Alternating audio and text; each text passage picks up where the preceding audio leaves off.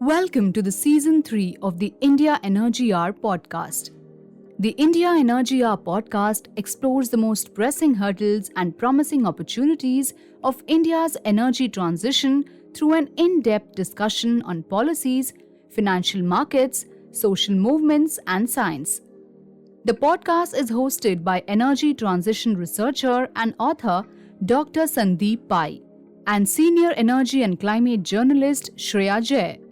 The show is produced by multimedia journalist Tejas Dayananda Sagar and is presented by 101 Reporters, a pan-India network of grassroots reporters that produces original stories from the rural India.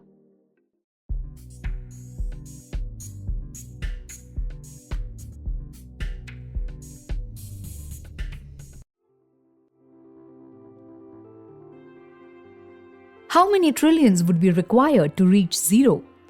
Are global dialogues enough to rake up funds? As countries race to meet their net carbon zero targets, it is the technological solution and entrepreneurial ventures which could make it a reality. Capitalism has always been the antithesis of climate action. But what happens when you marry them both? To explore this, we talked with Akshat Rathi, senior reporter for climate at Bloomberg News and host of their climate solutions podcast, Zero. He touches upon various aspects of climate and science reporting, entrepreneurship in the green energy sectors, and his experience as a roving climate writer. With his first book, Climate Capitalism, coming out soon, Akshat also delves into the challenges and opportunities he had in researching and traveling for it. Akshat, with an academic background in organic chemistry, switched to science journalism. He earlier reported for Quartz in India before moving to the UK to be part of the Bloomberg News team.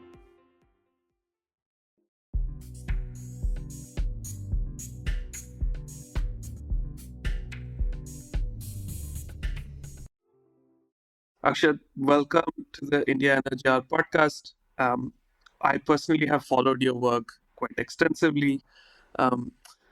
What I really like about your work is that you work at the intersection of science, technology, economics, which is some of the key drivers of climate action or inaction. So, really delighted to have you on the podcast, and look forward to this conversation.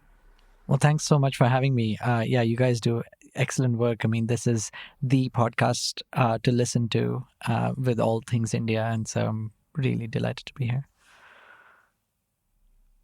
Great. As if you have heard some of our episodes, we start with, the people, the person, which is also the theme of your book, which I'm really excited to kind of dive into. But let's start with like where you come from, where were you born, what's your story, like what did you study, how did you? I know that you have a PhD in chemistry. Then from chemistry, how did you get into climate? And specifically climate policy and technology. Tell us your story. So I was born in Nasik in Maharashtra, and I grew up there. I was there till I was finishing my 12th standard, and then I did engineering undergrad in the Institute of Chemical Technology in Mumbai, and I focused on pharmaceutical sciences at the time. My dad ran a little business. He was an engineer himself, and growing up in India, if you're good at math and science, you do engineering or you do medicine, and I did not want to do medicine, so engineering was the choice for me.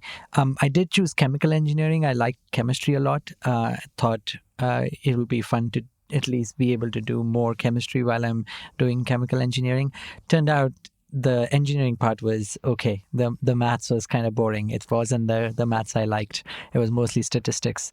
And so I ended up being fortunate at that institute where there was a lot of emphasis on research, on going abroad and studying at good universities. And I applied for a PhD position and got one in Oxford, and then did a PhD in chemistry. Now, up to that point, it's kind of the traditional Indian story. It's like, kid has some smarts, uses some smarts to get a degree, goes abroad. it's only after going to Oxford that sort of my story changes a little bit from that traditional route. And that's because I liked writing. This was something I started doing while I was an undergrad. And while doing my PhD, I realized I kind of don't want to be a professor. It's a lot of grind before you can become one. You have to spend years. I did organic chemistry in my PhD, and 5 to 10 years was not unheard of spending as a postdoc before you could become a professor. And the life of a professor also wasn't that appealing. Like, you ended up spending 70% of your time writing grant proposals rather than actually doing the work. And so I thought, well, I have a degree, I have some knowledge, I have an interest in writing. What can I do? And so I applied for an internship at The Economist, and then I became a journalist.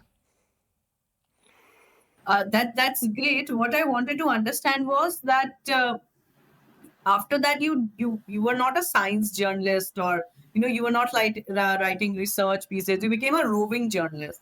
You were going around. Even for your podcast, I believe you travel. We will touch upon that. But why this shift? And then from chemistry, I am unable to draw the connection. Maybe you can. You started writing about climate and energy and the intersection of both. How did that happen? Because I'm very interested to know that. A lot of journalists will tell you that it's by accident, or I liked writing, but yours is a very different thing. So just please tell me that. Yeah, it started with actually science journalism because it was something that in the UK at the time, there was a push, a general push towards getting more science-trained people to do journalism. And this has some history that goes into sort of, disinformation and misinformation campaigns. So in the UK, there was a very famous case of a researcher who fabricated data and connected vaccines with autism.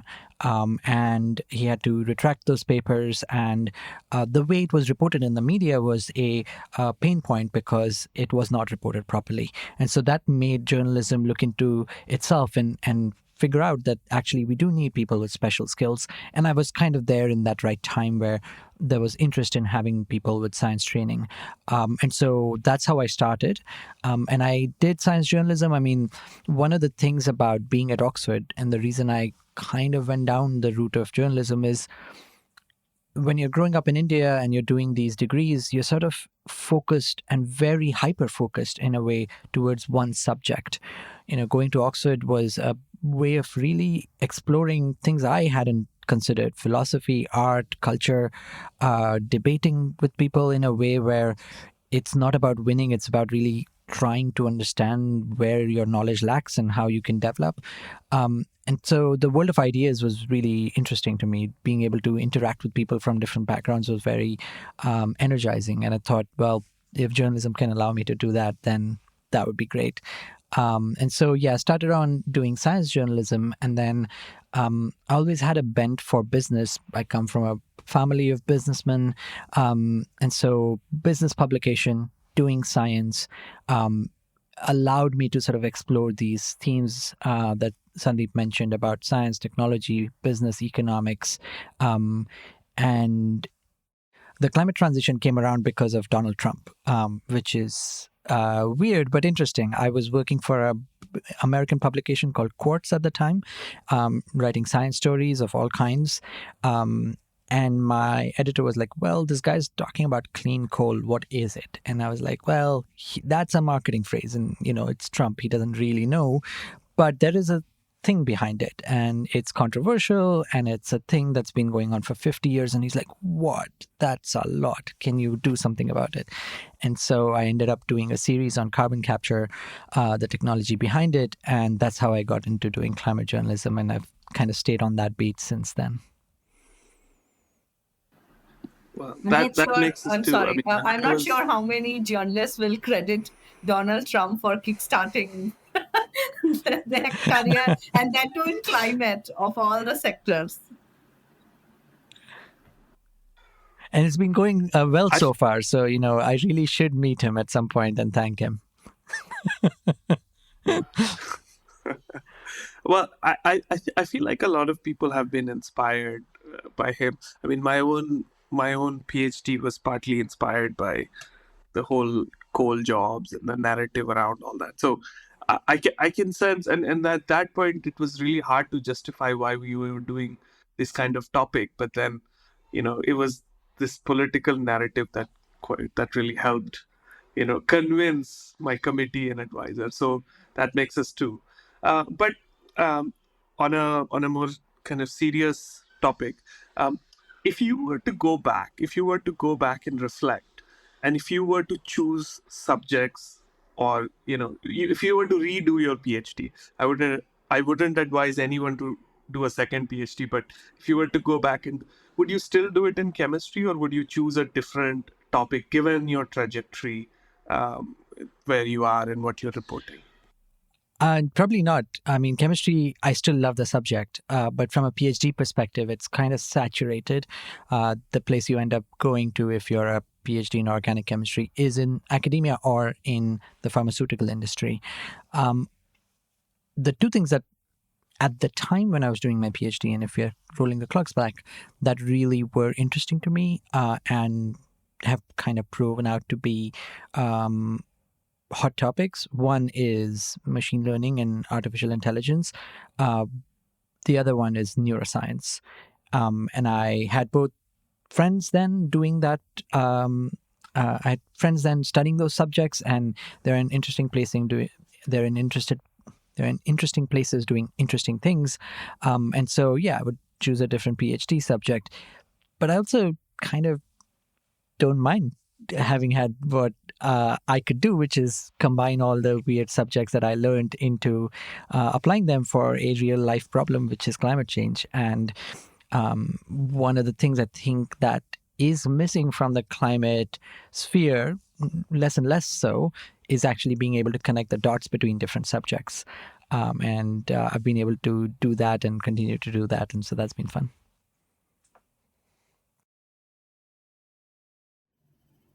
You have reported from India as well, and now you're in UK. First, I'd like to ask your experience. First, reporting from India and now there. And second, given that you have a much more broad-based idea, given your science background and engineering background, what do you think seems to be missing from the climate stories that people tell? There was this climate class that I was attending, and the title of it was The Stories That We Miss. And people kept on talking about that there's so many stories, and there are obvious things that we do not focus on, say island nations or less developed countries and things like that. But when it comes to reporting, what is the point that we would like to say that climate journalists in general are missing? Big question. I would be surprised if I get it right. Now, maybe it's easier to start with sort of reporting in different countries. I started being a journalist in the UK, so I never had any formal journalism training. I just went to The Economist as an intern and learned it on the job, so to speak. And reporting in India was an experience because I had never done it before, and you really require a lot of skill, guts, entrepreneurialism, persistence, and so many other skills. So, Shreya, hats off to you. How you can do it day in and day out in India. I only did it as, somebody sitting in London talking to people in India, or when I'm on the ground doing it on specific stories. And so you go in with a plan and you try and execute it as best as you can. So, my journalism experience in India is a fraction of what yours is. So I don't think there's a comparison to be made. The biggest India story I've done is report on coal in India. I went to Chhattisgarh and traveled around the state, went to Korba and tried to understand the sort of coal economy as best as I could. But really, it is hard to be able to tell the India story as big, broad, without actually being based there. So, it's been a pleasure to be able to do what I do while working with colleagues in India. So both at courts when I was writing about climate issues, but now at Bloomberg, it's really working with my India colleagues that I'm able to tell those stories well, because there is no substitute for on-the-ground reporting, for knowledge that is acquired by journalists who are there day in and day out. Great. Let's switch a topic a little bit. I want to understand your podcasting journey. It's one thing to be a writer, it's one thing to be a science writer, which you had interest and training. The former was interest and the second was training. But it's another thing to get into the podcasting space because it's such at some level it's a new space, but at another level it's also an established space. So how did you learn podcasting skills? Like, were you nervous when you first got in this space? I have a follow-up as well, but let's start from there. Yeah, it's a very good question. And to me, podcasting is still very new. It's only been a year, actually, that I've been doing it. And I would say the thing that attracted me to it was I listened to a lot of podcasts and I enjoyed listening to them. And the thing that I really liked that I thought I could do is do good interviews because it's a skill. It's being able to eke out something interesting from somebody who is a CEO of a company and rarely says anything interesting, or to talk to controversial academics or controversial thinkers around topics and being able to challenge them on their thoughts when you are not the subject expert, but those thoughts do need to be challenged. Or, I've been fortunate to be able to go and interview world leaders. I had a chance to sit down with Justin Trudeau and that went well. So it's been a journey and I've enjoyed it thoroughly, but it's been a very steep learning curve. Mostly I have learned from listening to other people do their job, but also I have two producers on my team who are, sort of been in this industry for longer than I have, and they've really helped me do my job as best as I could. In terms of being able to do it in climate, I feel like you're hitting it right, which is podcasting had been established by the time I launched my podcast, but climate podcast was still pretty new. Most of the climate podcasts I listened to were not quite hitting the mark for me. It ended up being friends talking to friends, or ended up being Americans talking to Americans. There was very little global appreciation for the topic that is climate change. And I thought that might be a niche I could try and fill. Yeah. Great. So I'm a regular listener of your Zero podcast. I do listen to, I wouldn't say I haven't listened to all episodes, but I have listened to quite a few. I really like the recent one with the Martin, I forget his name, like Green. the solar. Martin Green. Yeah, that was very well done. I also like that you focus on an individual and tell the bigger story. But I do have one kind of feedback and a question. Feedback, and then that leads to a larger question. Although I find that you cover the technology, economics, business aspects quite well, do you think you would be covering more of like the social side of the transition, because there'll be a lot of interaction with communities as you deploy things, and there's so many aspects of that. But that also speaks to my larger question, which is like, do you think we can achieve 1.5 by just focusing on techno-economics? Do we not need to focus, whether it's in the form of finance, whether it's in the form of other aspects, on the socioeconomic, cultural, more social sciencey type of topics, if I may? Yeah, 100%. There is no doubt. I think my own journey into the climate sphere has been one coming from the science side. And so at no point have I said that's the only way this gets solved. It's been my way of being able to cover the subject. And in a way, I have treated journalism less as I am the dumb guy, teach me everything, and I will write whatever you teach me. That's one way of doing journalism, and it's very useful. It's a perspective where you go in without knowing anything, and you learn and you write. I've tried to mix my level of knowledge with the journalism. So it's been a little more focused.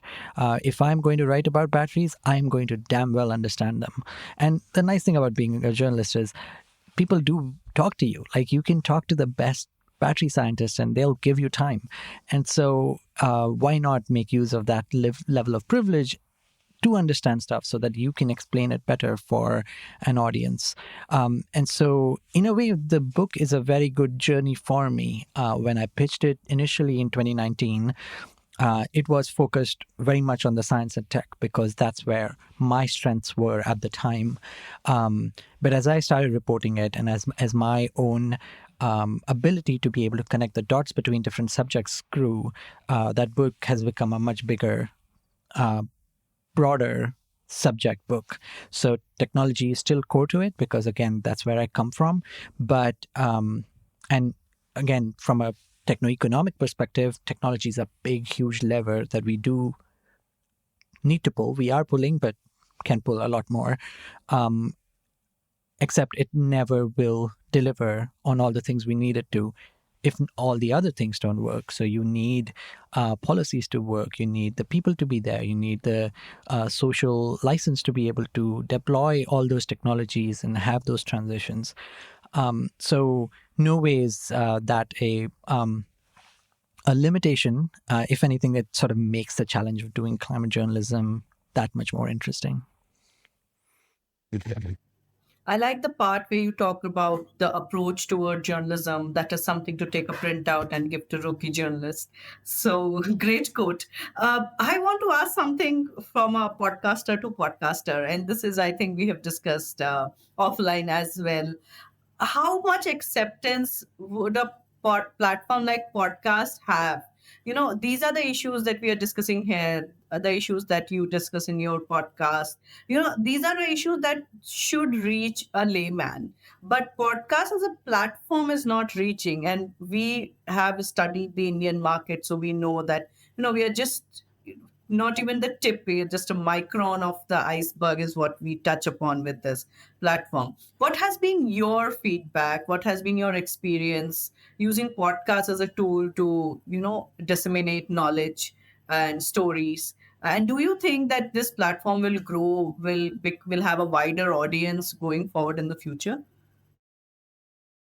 That's a good question. I feel like I grew up in an era as a journalist where thinking about journalism just on one platform, whether that's just writing or just audio or just video, or just TV or just radio, even more specifically, was not a thing. Like, if you were a journalist growing up in 2010s, you just had to learn to do all those things simultaneously. So I remember going into India, I took a camera with me, I took a recorder with me, and I took my notebook and pen with me. And I was both reporter, producer, on video, audio, everything. And then if the video was crap, then we never produced it. But, at least I tried.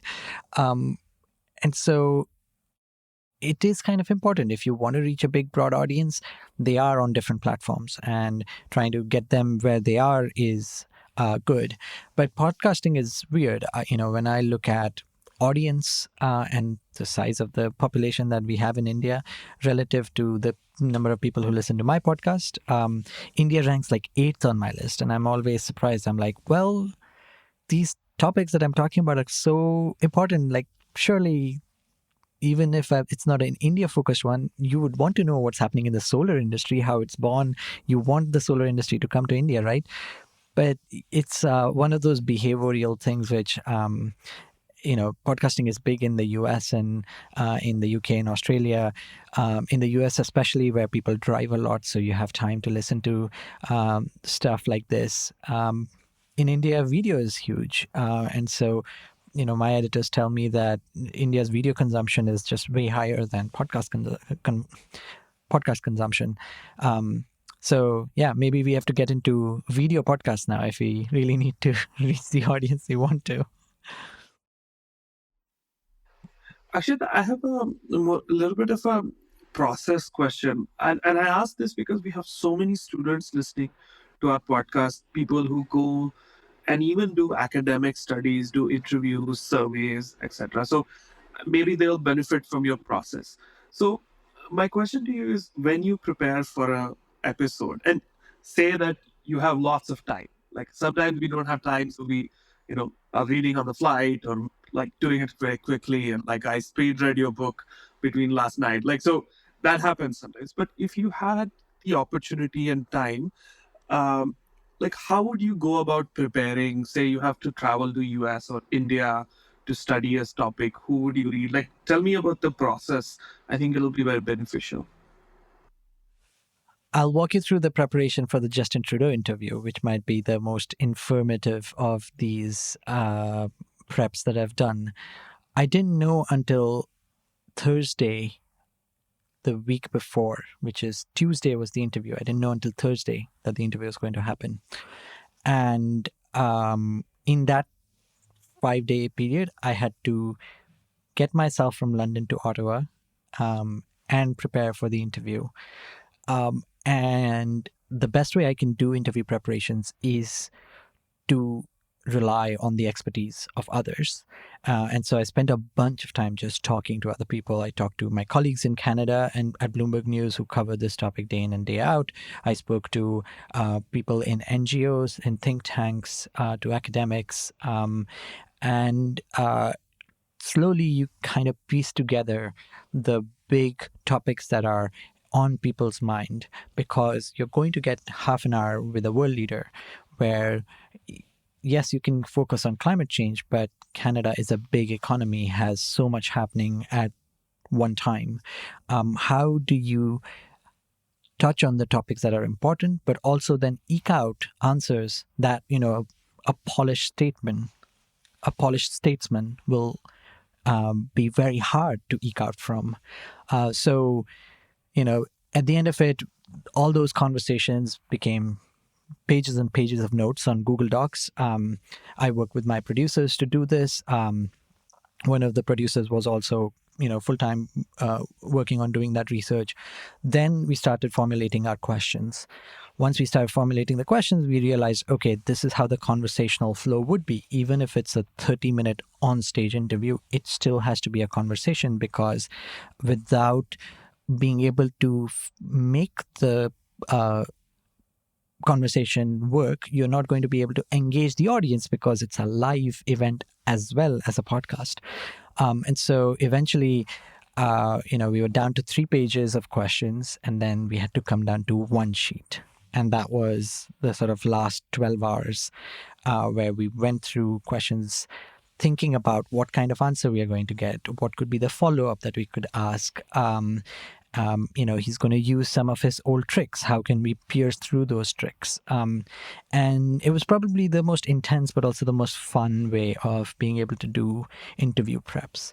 The other one is, where I'm familiar with the subject and I go in with my own interests. So, when I can talk about, which is I'm going to interview Colin McCrasher next week. He's the transport chief of Bloomberg NEF and one of the smartest thinkers in the space of electrification of transport. It's a space I've been following for years now, but he is the expert, but I have a lot of knowledge in the space as well. So I'm going to have an interview with him before the actual podcast interview, where we're just going to talk through, okay, so here's how I see the world and how I understand it. And clearly I have a limited perspective of it because you are the expert. So now fill the gaps for me. Tell me where am I wrong, where the public perception, as also journalists, we have to be keeping an eye out on, because we are not just talking to the experts, we are thinking about what the public really knows. And so how can I be the funnel to try and get your expertise out in the most simplest way, in the most interesting way for an audience? And so those are both sort of like very different types of preparation depending on the topic and the person at the end of it. That's great. Thanks for the tips. I wanted to talk about the latest feather in your cap. You were a journalist, then you became a podcaster, and then now you're coming out with your first book. which is very amazing. Congratulations, Thank first of you. all, and I hope the book does great. I've obviously read through it, but I'll first talk about the very interesting title that you have chosen for the book, which is called Climate Capitalism. These two words were never together. You know, for years that we are listening about the climate debates, we see climate activists and people who talk about climate in these many years. It's now that these two have come together, and your book addresses that. I'm sure you also will. Why did this idea come to you that capitalism and climate can be put together and talked about it? Was it an incident? Was it a story that led to it? Just let's start with the title of the book. So the title of the book is really, the credit goes to the publisher, because the title I had was lame, and it was The Existential Economy. And the goal of the book, when I wrote the pitch for it, was I'm going to tell you about the solutions that we do have, that we are starting to scale, but we really need to scale everywhere all at once, to build a kind of world that will allow us to not just exist but thrive. That was the case, and that's why it was called The Existential Economy. And then my publisher was like, well, all through this, you're talking about doing it in the current economic system, which clearly many activists think, and most of the debate says, is not going to be the way to solve this. And I'm like, actually, it is starting to work. There are examples all around the world where within the capitalistic economy, you do have climate solutions being formed. But clearly, capitalism has been a cause, an accelerant to the climate crisis. So how do you get those solutions in overcoming the limitations and the problems that capitalism has thrown at you? And so, she made me think about whether my priors going in are on a strong footing. And if they are, why don't you make the case more strongly?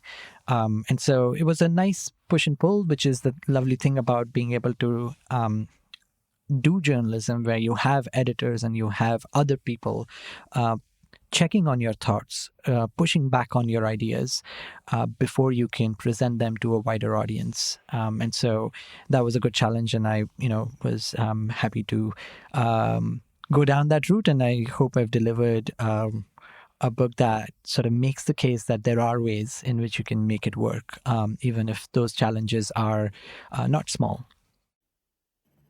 Great, thank God for your publisher, else we would have had a very Kafkaesque book in our hands. So I'll go to the other titles as well, which are there. They're very interesting chapters. You have gone to each of these countries, you've visited them, understood their whole clean energy, climate economy. And I'll read out some of the chapter names that you have. You have called India the doer. We will get into that very separately. It deserves a lot of time. Then there is the bureaucrat, the winner, the reformer, the wrangler, the billionaire, campaigner, and the capitalist.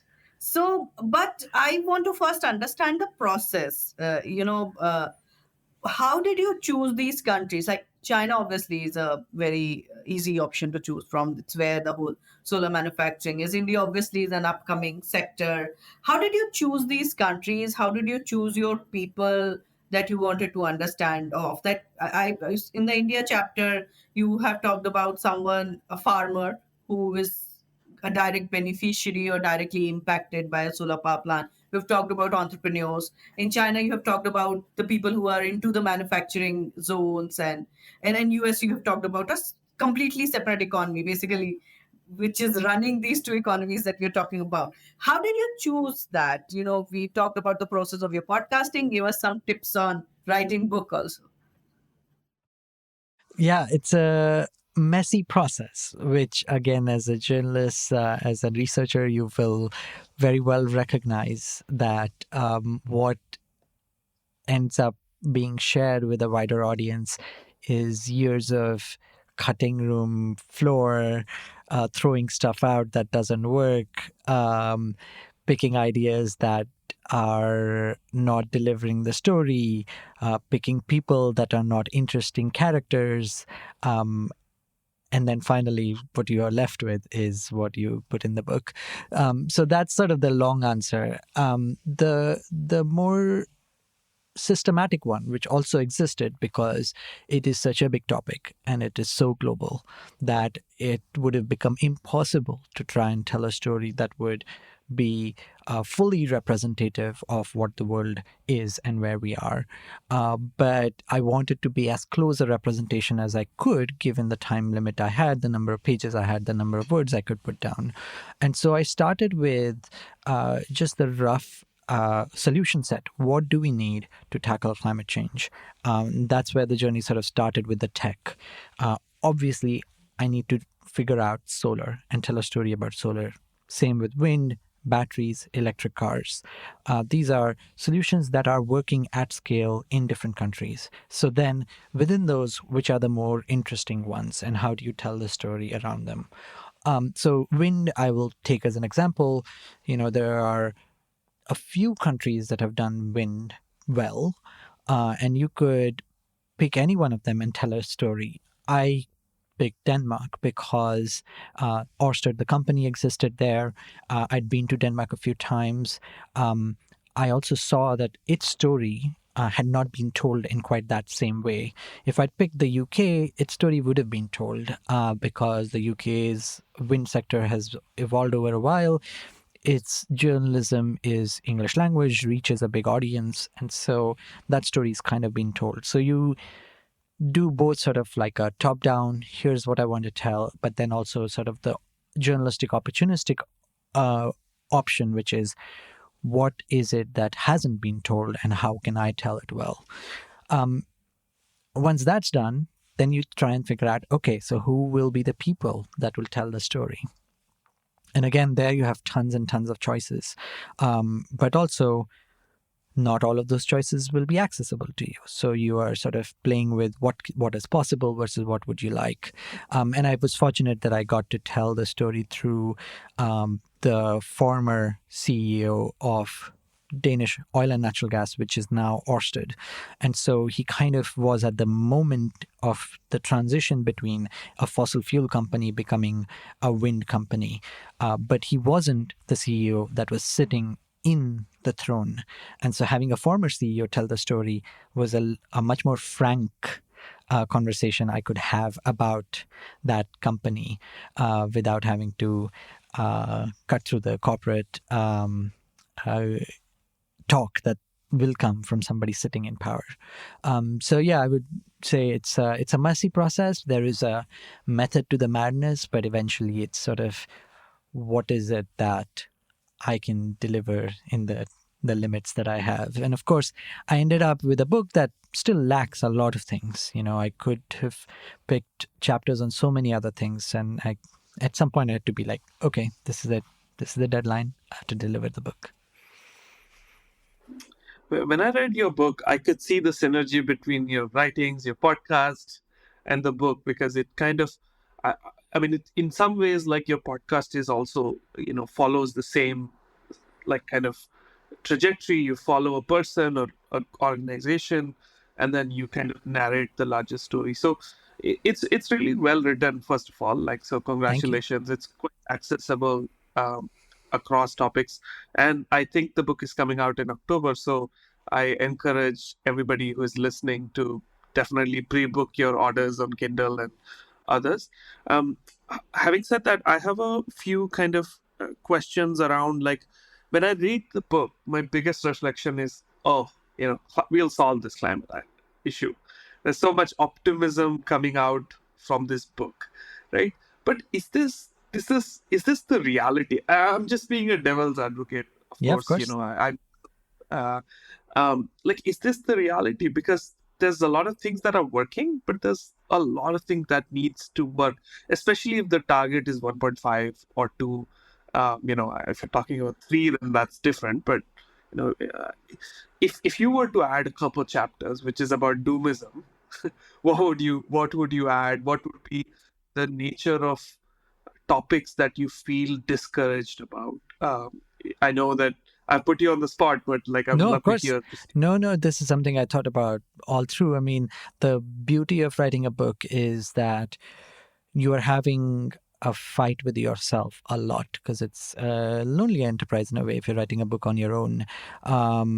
Yes, you have an editor who'll sort of push back, etc., but most of the time it's you and the screen in front of you and your words reflected back at you.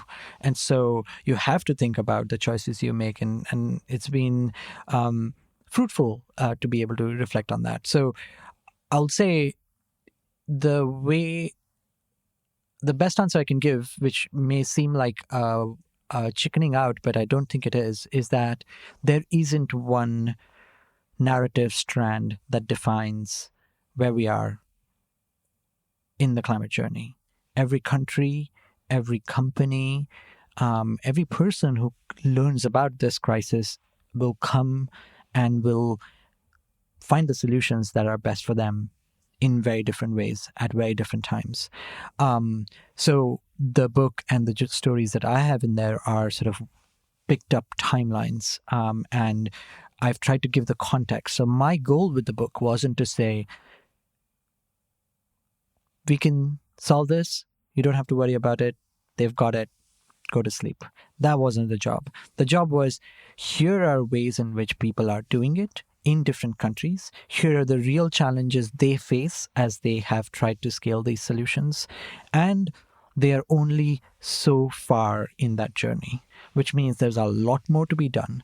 And that lot more to be done is climate change. I mean, as a story is overwhelming, right? So much can happen to us, but also what we need to solve can be overwhelming. So how do you think about a framework for what the solution set is? Where do you need to go? And how you as an individual can participate in that journey, or even understand it, so that we are not fighting over ideological battles, but we are trying to take this forward. That's what the hope with the book was. Not to say that, no, this is all done, we don't need to worry about it.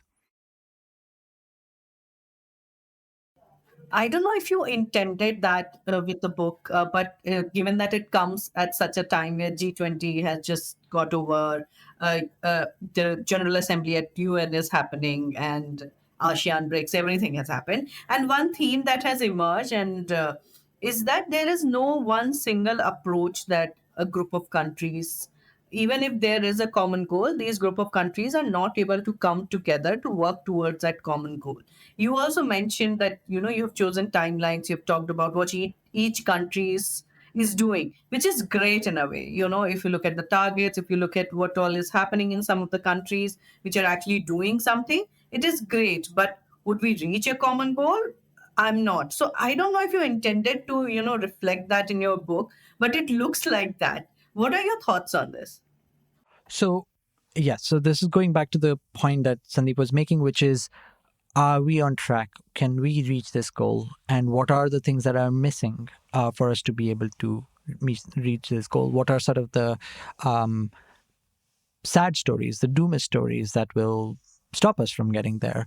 And there are many. I mean, you can pick, again, pretty much every country has their own doomist story that you can pick up. I'll pick one from the UK. This is the week when the Prime Minister of the UK, which was the country that has cut the most emissions among G7 nations, has come out and said, well, we are going too fast. We've done too much. And now it's time to slow down, because that's what our country right now needs. Doesn't matter if the world is falling behind on climate goals. That last half he didn't say, but you can interpret it. And so there's the doomist narrative, which is the party in power, which has the leadership, at least for another year, is not interested as much in trying to reach its climate goals. If you had to pick up a doomist narrative in India, that would be, well, India has poverty that is rising, back again because of what's happened through COVID. India doesn't have many of the resources that are going to be needed if it really does want to build its transition solution set. It doesn't really have a solar manufacturing sector. It doesn't really have a battery manufacturing sector. And so pretty much any place you go and look, there will be problems and lots of problems. And then there's the wild cards, which really we don't know how things will pan out, which is global cooperation. We are kind of in that world where there's more fracturing happening compared to, the globalization period that, we lived through as we were growing up as kids in India, benefiting from that opening up of the economy and having our income level go up at a pace that had not happened in the past. We are not in that place anymore. There's a war that's raging. We don't know what climate impacts will do. When mass migration happens, we know that migration already is causing political problems in Europe, in America, in India. And so what will happen when that migration is supercharged, when it's 5 times and 10 times? Those are sort of wild cards that we don't have answers to. But it's very easy to think about the problems and then be overwhelmed and then feel like nothing's happening. Then you get the book, The Uninhabitable Earth, where you get the timelines of what can go wrong. And again, that's a really good academic exercise to have. It's a good book to have on the shelf to know what could go wrong. But I'm hoping that we can also look at the solutions and then go, okay, well, yes, there are all these problems, but there is a way out because clearly there are people who have succeeded, and how can we learn from what those successes teach us? Great. Let's focus on India, because one of your chapter also focuses on India. I have a simple question. Why is the chapter called The Doer? So the doer is somebody doing something. And I felt like in India, one of the things that I faced as a person who grew up there, who goes back every year because family is still there, is the sort of conversation that comes up whenever you talk about a solution. All the problems. And I'm talking about not just climate change, like literally walking down the street. Where is the pavement? Why do people not drive properly? Why are there potholes? Why is there no street light? Where is the government? Why don't they come and help me? Like literally everything has a problem attached to it. And that's the state that we are in, and that's how we have been. And, I wanted to try and show that actually, even despite all those problems, there are people doing stuff. And so that's why it became The Doer. That is not to say the other chapters don't have doers in them. You sort of make the choices about chapter names after the book is written, which is what I've done. And so my working chapter titles were pretty boring. They were just sort of descriptive of what the, India Solar, that is what the chapter was. And then you look back and you're like, okay, so what shines from this chapter? And to me, the thing that shone was being able to do something despite, a weight of opposition, a weight of barriers in front of you.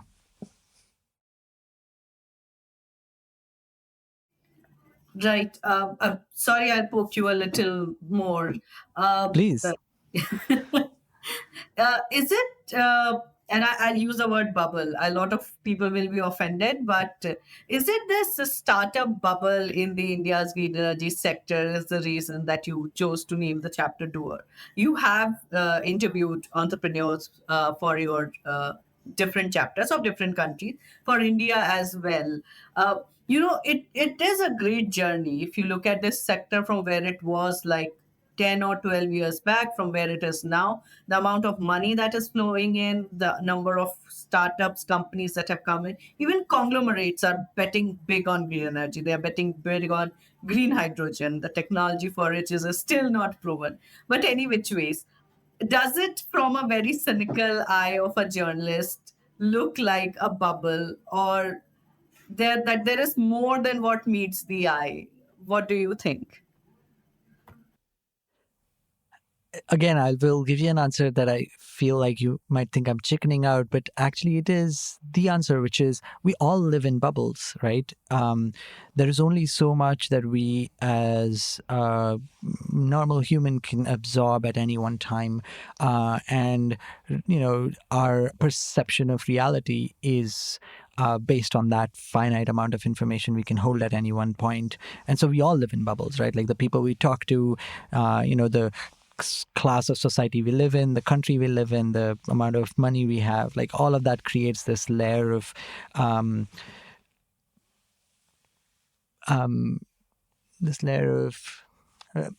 this sort of layer of information fog, I would say. Our job as a journalist is to try as much as we can to break out of that bubble and to try and see if we can correct the perception of reality the best we can.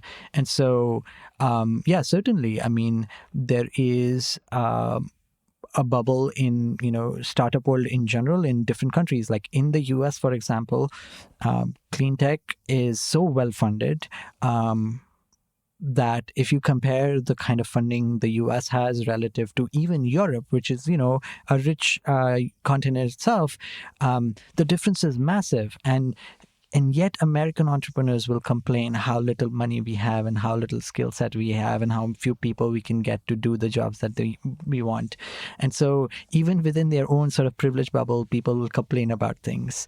And so to me, trying to write the India chapter was to try and see within that bubble, how do you overcome some of the limitations? Of course, the chapter speaks to the story of Renew, which, was very well funded because it got money from Goldman Sachs and then the Canadian Pension Fund, which is not the kind of access that other startups were able to get. And so they were able to make that case. But how and why? And, why did Sumant Sinha, who sort of spent so much time in the West, in the financial industry in the West, was able to then come back to India and make use of some of those connections?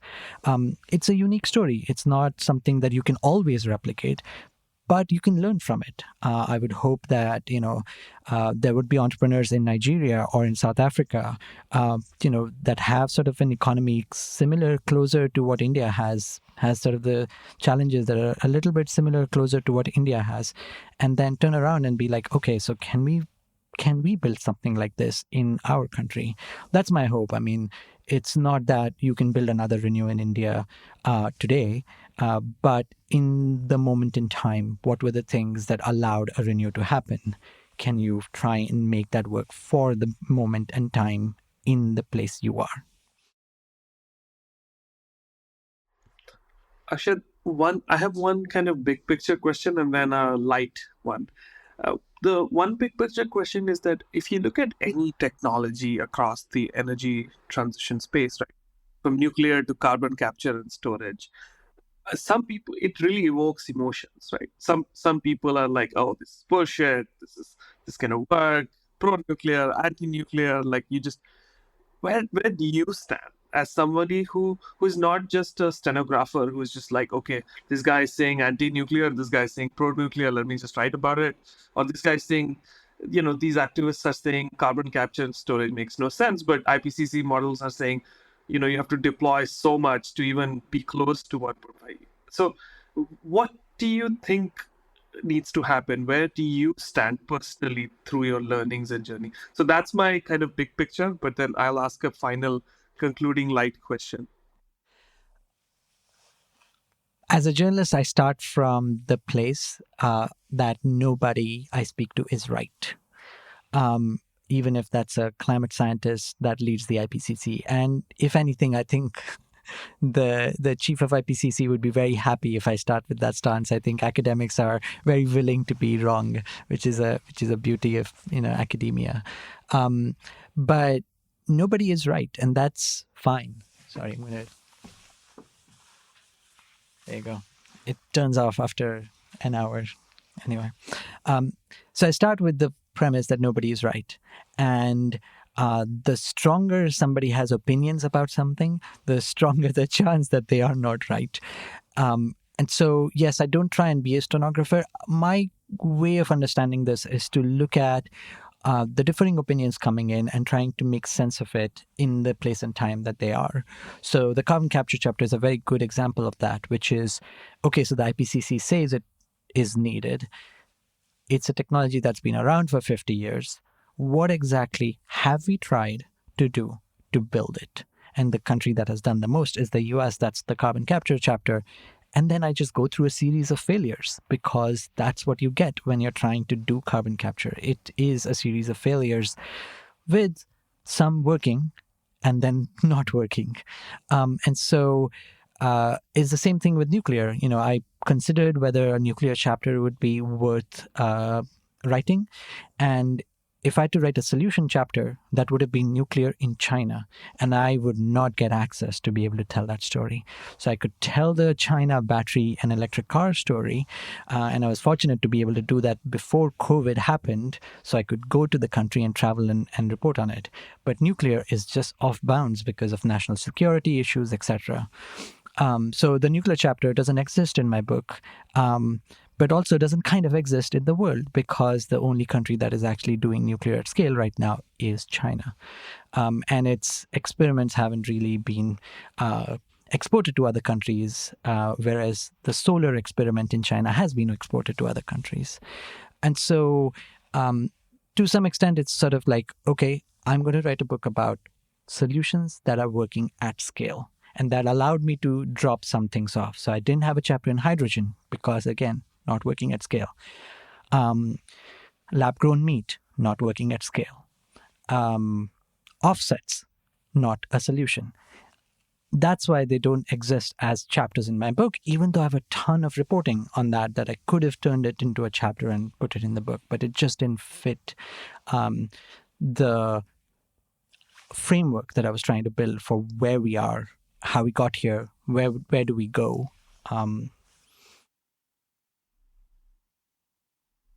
Great.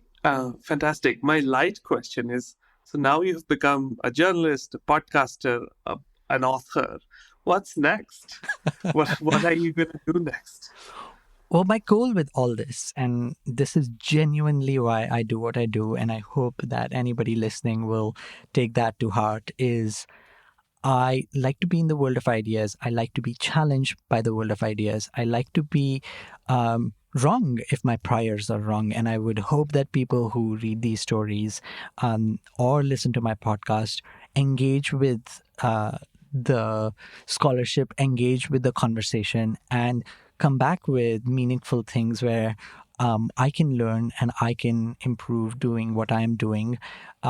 Because there's just so much that we all can learn from, and there's just so much that needs to be done to be able to tackle the climate problem, that if my book gives you a leg up to understand something that you didn't know, or I've got something wrong because you know that better, please come to me. I would like to learn from you, and I'd like to do better. And maybe there's another book to be written, and maybe there's a different platform to go on to. But as long as at the core of it, I'm able to explore ideas in an intellectually honest way, I will continue to do that. That's great. Lovely message. Thank you so much. Thanks again for talking with us, for being on this podcast. It was a great conversation. You touched upon a lot of issues, like very broadly. So thanks a lot. Thank you again. No, thank you. Those were great questions. And I hope that you guys continue to do the work you're doing, because it is so important that we have these conversations, because the topics and the route out is complicated and it's messy. And I think people talking openly, honestly, and challenging each other is a really good idea. Thank you from my side also. I feel like, I learned a lot, number one. And number two, it also gave me a flavor of you as a person, your personality, and how you think and react. So thank you so much for your time, and I look forward to being in touch and read more from your work. Read, listen. Thank you. Thank you for listening to the India Energy Hour. Subscribe to this channel to never miss an update. To drop us a feedback, visit our website or write to us at theindiaenergyhour@gmail.com. We are on Twitter. You can follow at TIEH_podcast and get in touch with the two hosts at Shreya_Jay and at Sandeep Pai with a double I.